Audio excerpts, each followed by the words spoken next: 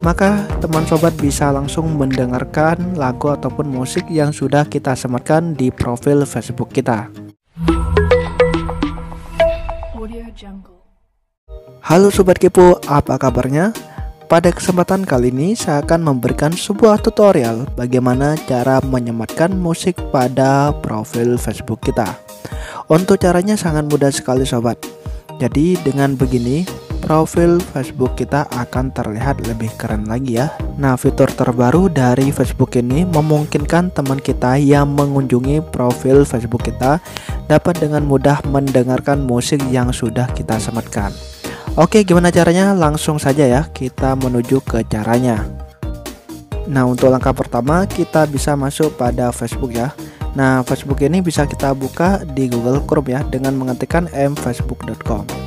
Selanjutnya kita bisa pilih profil Facebook kita.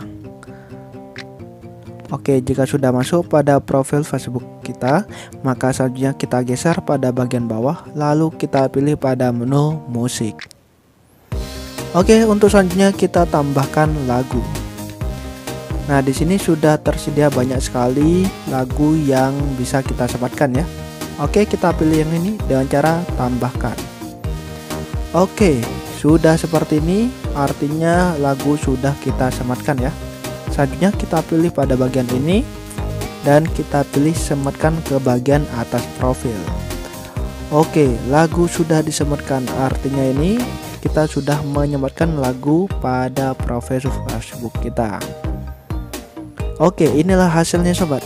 Oke, untuk mendengarkan musik ataupun lagu yang sudah kita sematkan, kita tekan pada lagu tersebut. Dan selanjutnya musik tersebut akan langsung diputar. Nah, fitur ini akan sangat keren sekali sobat jika Sobat Kepo gunakan. Karena jika ada teman sobat yang mengunjungi profil Facebook, maka teman sobat bisa langsung mendengarkan lagu ataupun musik yang sudah kita sematkan di profil Facebook kita.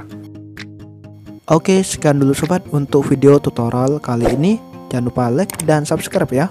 Terima kasih sobat sudah menonton video ini dan selamat mencoba.